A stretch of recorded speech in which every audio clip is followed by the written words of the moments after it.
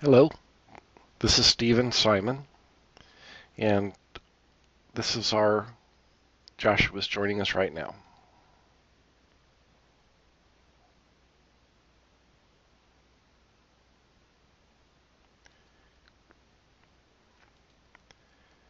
Hey Josh, can you hear me okay? Hey, Simon. Steven. Yeah, I'm doing good. Sorry, I'm just getting everything booted up. So I guess Cesar's going to be a little late if he gets here at all. Yeah, and that's fine. I just really wanted us to just kind of touch base and figure out our discussion problem, our discussion question, and our other readings and videos. And I think Caesar was going to add or look up a video that went along with the topic to add to our project. Um, it looks like we're off to a really good start. I think we've got everything kind of simplified and easy to follow for this unit.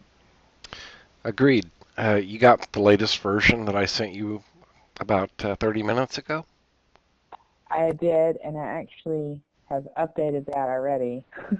Good, good. And I have it, and I'll send it back out. I was thinking about recording, and one thing that I noticed from the other projects is the harsh, and I guess it just seems kind of like a disconnect from the three voices. And I thought maybe what if we just had one person do the recording for the whole presentation since we have a slide, and that way it just sounds more unified and um, I don't know. Just listening to the other projects, it just seems sort of Right.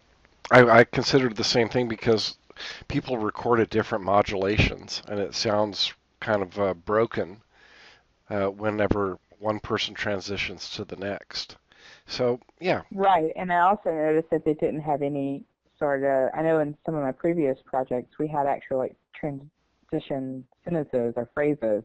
Like to follow up what Josh said. We're going to now begin talking about yada yada yada. But I just felt like even that in itself, it might be easier just to have one person kind of read it all out, and then that way it sounds better, I guess.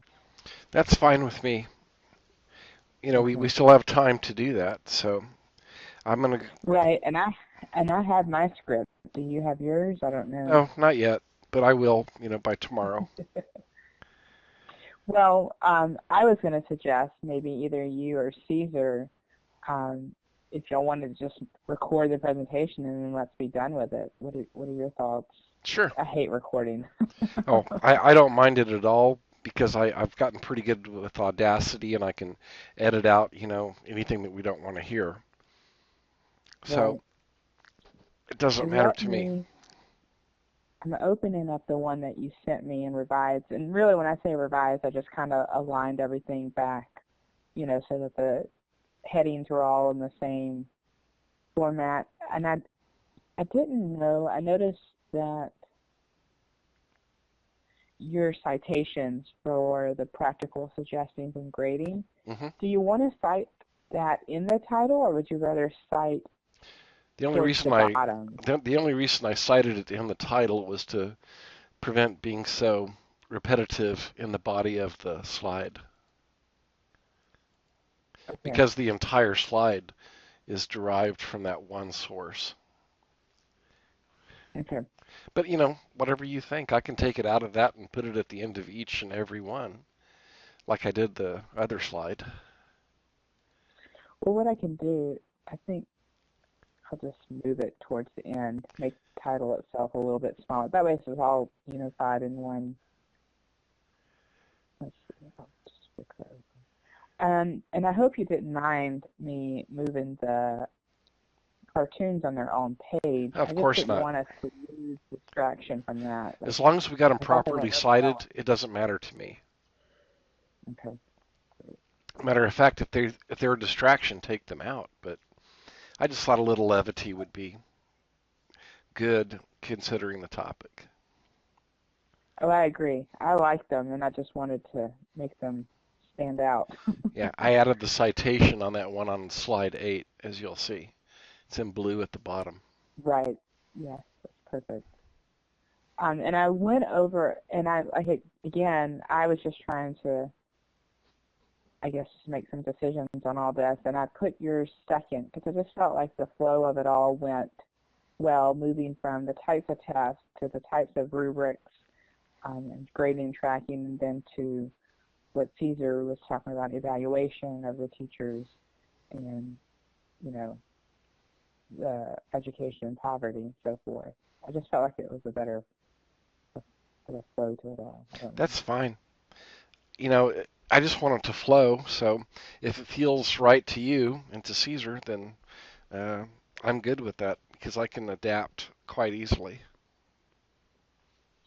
So I was curious. Did you happen to find another article or I a added simple two. read that? Yeah, Okay. I added two there in the body and in the references.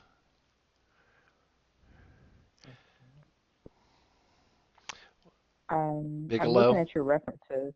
Yeah. Okay, let me go back up here. Yeah, so you'll see at the bottom of grading and tracking, I added a journal citation from '02. Yeah, I see that now. And if you Okay. look at rubrics, you'll see I added in the middle, I added a citation from Stitt and Pula. Yeah, got it. So do you think we should have the class read those two? I mean, If they I want was to, they're easily accessible, in our library through Blackboard. okay. That's where I got them. They're easy academic citations. Okay. Because But I they're guess they're they're not long reads. I want to tell you, I don't like to do long reads in citations like this. So mhm. they're like 3, 4, 5 pages at most. They're not And I a, think they're, that's they're not a perfect. 24-page Great. document that you have to wade through to find the citation. Great. Because I think that gets to be a bit much, especially with this class, as much reading as we're doing. They don't want to open up another file that has 24 pages. Exactly. So I have those just PDFs a thought. downloaded, so I don't know if you want me Great. to do something with those, but just as a matter of protocol, when I cite something, I always download it and save it on my hard drive. Perfect. Well, what I was going to suggest is when we actually post it, maybe posting those two um, articles separate. That way the class can read those as well. And again, this is just brainstorming because I don't know if we want our discussion question to be just formulated from the presentation, just the 3 required readings that we all did, or do we want it to encompass um, also the 2 um, files that you cited and maybe the short video that Cesar has cited. I don't know. I mean, I think we're still trying to figure that out, but Right, and I if concur with that. it's I not, feel like the stuff I've cited is, kind of less significant than the stuff that's up in the forefront. So mm-hmm. I'm open, to whatever the question is that we want to pose to the group. But I would like for it to be Okay. something that's really current, really prescient.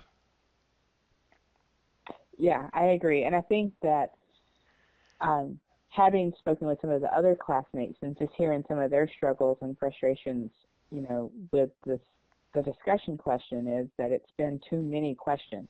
You know, answer each of these questions in 150 words or whatever, and it's just so much confusion. So I think when we post it, we say answer, this discussion question in 200 words and be done with it. I just don't want to give too many because I feel like all the other No, classmates have just been like, yeah, there's I too don't. much to I, write about. I don't particularly care for when there's like multiple questions that we can respond to.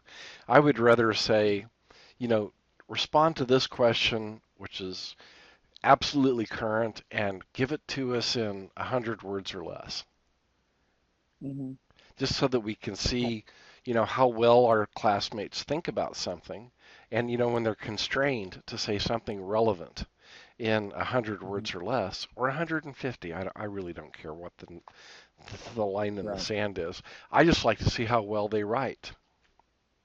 Right. I But that's agree. just the English side of me. I like good writing. And Right. it was kind of alluded to in our readings. Well, excuse me. Um, have you thought of any ideas to formulate or any questions to No, for the discussion or any I ideas? haven't yet because I haven't really focused my mind to it until I wanted to hear what you guys were thinking.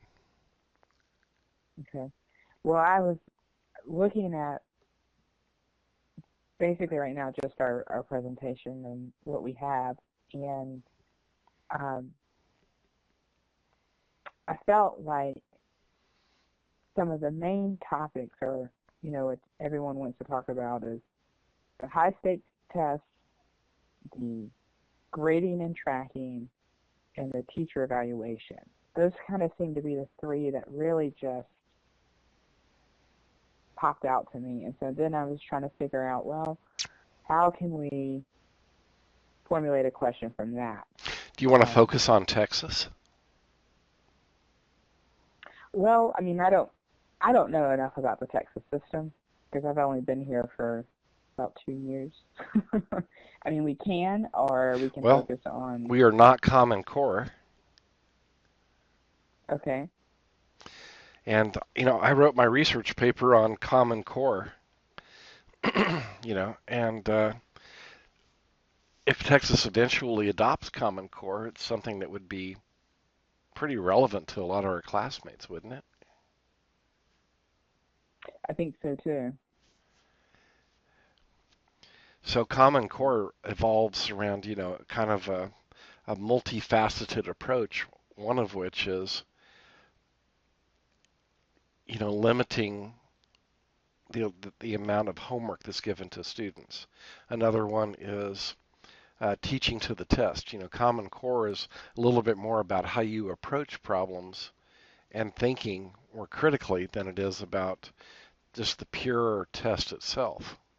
Although there are elements in Common Core that are about the test itself. Mhm. That's what I mean by a multifaceted approach. But Mhm. I really want you all to weigh in on that because I'm not in the public sector and have not been for quite some time. So Mhm. my What is interviews Cesar? were Is he with in? people that I knew up in New York that are implementing Common Core right now.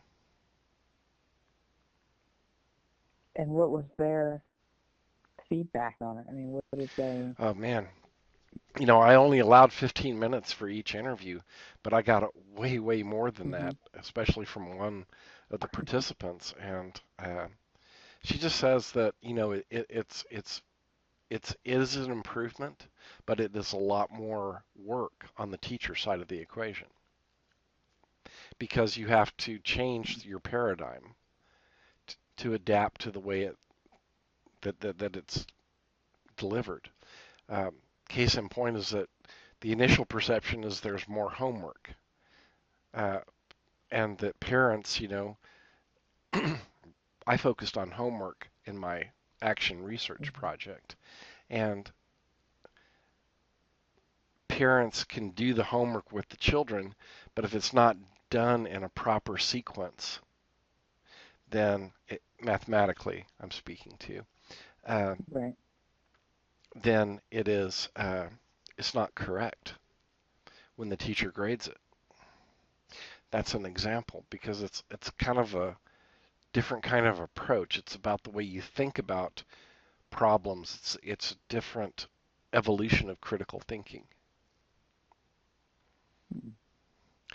And I feel like I saw a news report on you this. did.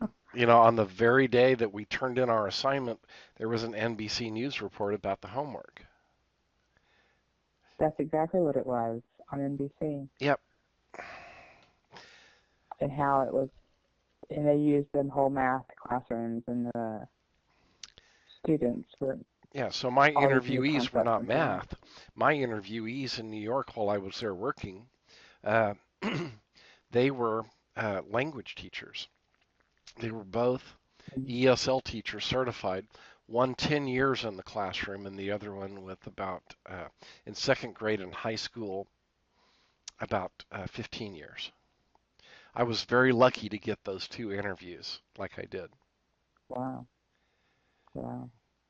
Anyway, that's kind of beside the point and it doesn't relate to our topic, but relative to our topic, we need to perhaps focus on just what standardized testing promulgates inside the classroom, maybe. Because what it Mm-hmm. does is it kind of nudges the teacher to teach to the test. At least that's the way I understand Right. it. Right.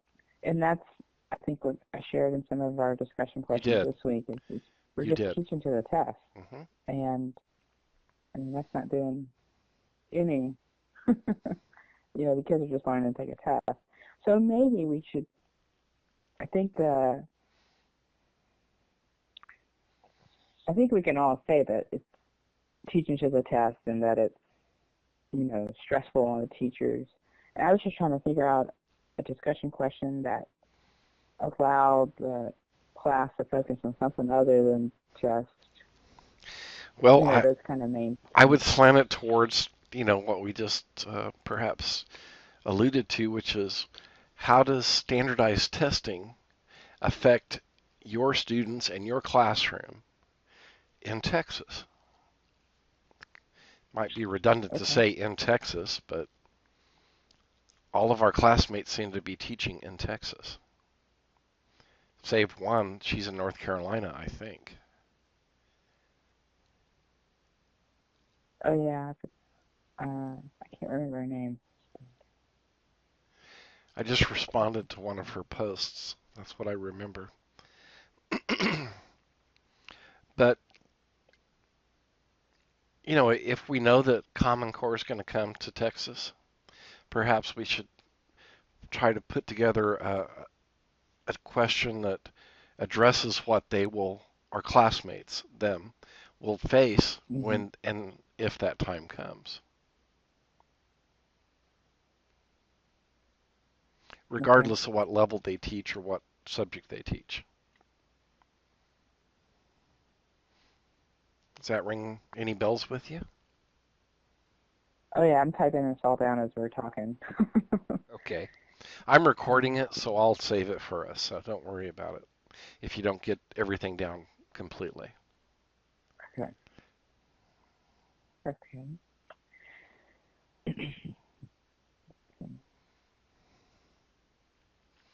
I like where we're going with that. Do you think enough of them know about Common Core? Well, I've got an I entire mean, like, academic peer-reviewed article here that I haven't read yet, but I did download it when I was accidentally came across it when I was researching today. So I'll see if there's something in there that feels right. But Texas is such an unusual state. hmm When we talk about, it seems like our theme is standardized testing because that's our main front door slide, and everything else kind of flows from that one place. okay. And by all means, we don't have to name it that. I mean, we don't have to limit ourselves to just, I don't know. I mean, I just use that as a title because I didn't know what else to really call this. Incidentally, on slide 4, in the third bullet point, you have more anxiety equals less learning. Hmm. I have a fair amount of research on just uh, the anxiety that it creates in students and how uh, those things play out after the fact, not just in attrition and the dropout rate, but in the larger picture of how it really affects the Latino students who are in the English second language category. Oh, And there is, anxiety there. And Right. my one of my interviewees affirmed that she elaborated on anxiety in the classroom when called upon, when the student is called upon to do something that is outside their cultural slash social norm. And she was particularly addressing people from Central America and the different languages that are spoken, but that are brought to the classroom that she must deal with. And she's a Mhm. Spaniard, and so she speaks beautiful, eloquent Castilian Spanish, but Mhm. realized after a couple of weeks that these confused looks that she would get was because she was speaking in a language that they did not understand. Oh wow. I really had a great semester of discovery and Wow. completely unintended. So maybe what we could say is, because I like the whole anxiety topic, and I think, if they're not in the classroom, I think we have some parents in the classroom as well. They can speak from their child's, you know, I think we've had like a couple of them share about their children's experiences. So maybe what if we spin this into a question about standardized testing, anxiety on teachers and students? What would you recommend to alleviate that? Or um, what policies and regulations in schools, states, whatever, um, could help lessen the anxiety? I don't know, I'm just brainstorming and talking out loud right now. So excuse me. It's all right. That's a process of discovery. Um, I don't know. Too and you bad could have Caesar's them not here read. because I'd like to hear what he could contribute to our discussion.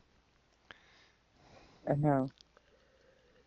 Um, Oh well, you have time to think about it. We both do, and I'll save this and send it to Caesar so that he can listen to our discussion. But we should come okay. up with something, I would think, in the next 24 hours that we can. I agree. And I guess we need to. I'm just trying to figure out all what's left because we have to submit it to her tomorrow, correct? Yes, yeah, we have. I have our Okay. checklist here. Let me get it. All right, so we're going to create a prompt for discussion. That's what we've been discussing right now.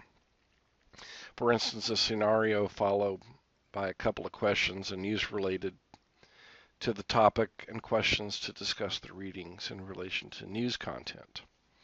So that was a good thing. We got at least one current news content.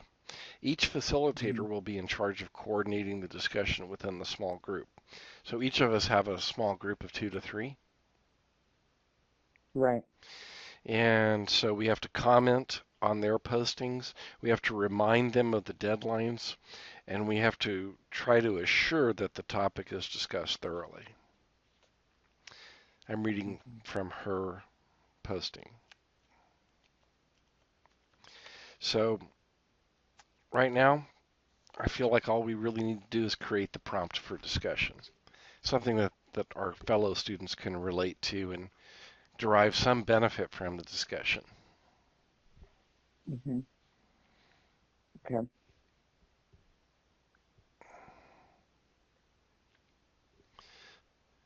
So, are we failing our students in Texas? That could be one. I don't know if that's really that great, but if we just focus on standardized testing, there's a lot to be said about that. Just one thing. Mm-hmm.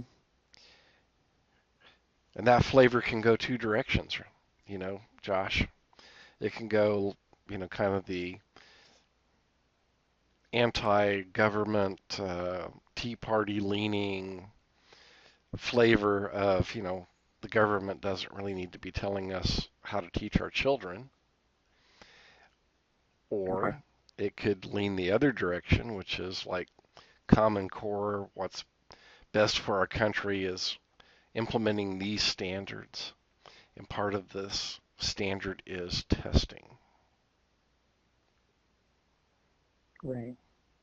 We will move the country forward if we test all of our students to make sure that they not only understand all of the current scientific literate, data, but can then digest that and move the country forward with new scientific discovery. Maybe. Hmm. Right. I mean, Okay. that's their thinking. The flavor I get from all of that I've read is that what we're trying to do is move the country forward by establishing a set of common disciplines that every student has and understands how to use technology and program and integrate with social media, yada, yada, yada. Right. Right. Right.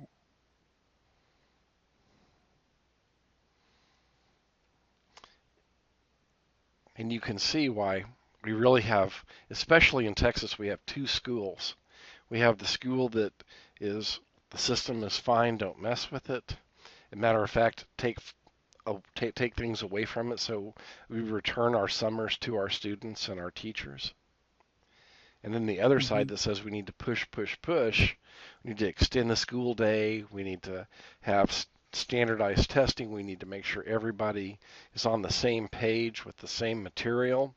And if we do, then they can take the next step into the critical thinking sphere and move the country forward scientifically. Right. That's kind of my perception of it.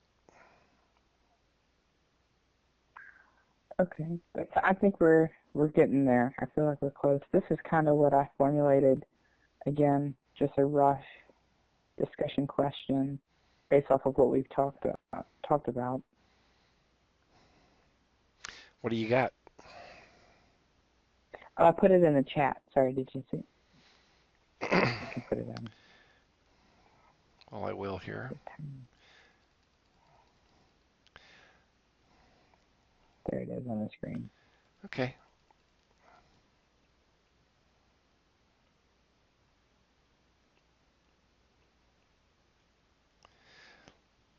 All right. Forward in innovation. And,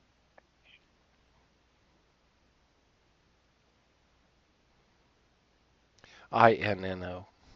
oh, sorry. It's okay.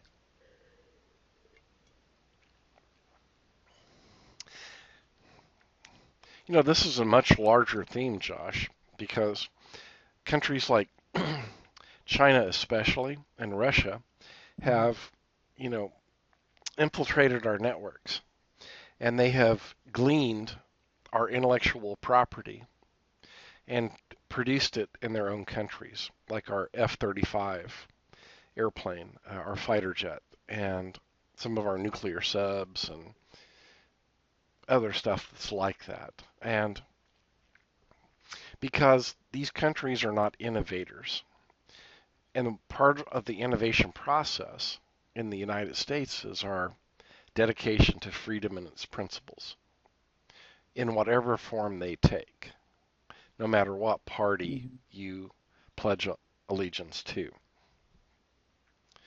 At the end of the day, it's about innovation, and we lead the world in innovation. Whether they're Apple products or Cisco products, Unix, AT&T, and what I've come to discover is that the British, Right. are the innovators in educational technologies, from what I can tell. And Right. so that's their claim to fame. And of course, they have their own technological advances. But in the bigger scheme, if we're trying to push our country into the next space race, the next innovation wave or cycle, or just maintain it where we are right now without losing ground to other countries on the face of the earth. And I cite Finnish technologies in this vein because Ericsson has been an innovator in cellular technologies, and Right. those things are made in Finland. Then what we want in our country is to maintain our edge.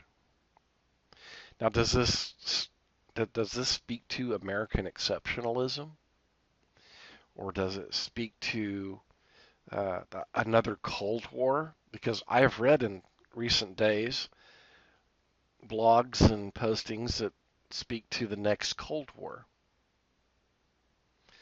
So what are we, what initiated the first Cold War was, the Russians beating us, you know, to space in essence. Right. And so that created this fire in the American rhetoric, to push further than the Russians could. And I guess today was what the fall of the Berlin Wall, which was Right. essentially the end of the Cold War. So are we kindling another Cold War? And if that is true, if that is, the will of America, all that it is that where we're going with all of this standardized testing and accountability and, all the other BS that goes into the equation? Does it really come down to a sense of patriotism at the level of the teacher? It's an interesting thought. Yeah, it is. Sorry if I'm boring you with this stuff, but sometimes my No, mind no, just gets no. going. That's what we're doing. That's why we're here, is to discuss this out. But no, that is really interesting. So Um, you could really create a question for the class that speaks beyond their districts, that speaks beyond Texas as a state, that really speaks to what are our aspirations as a nation. hmm,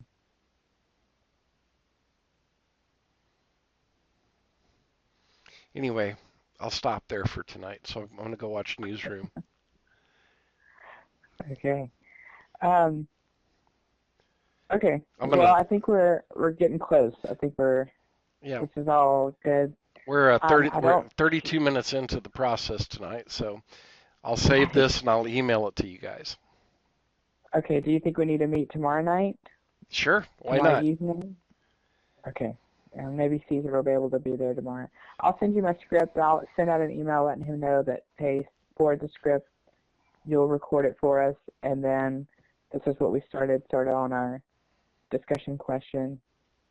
Go from there. Okay, Josh. Good night. Thanks a bunch. You bet. Have a good night.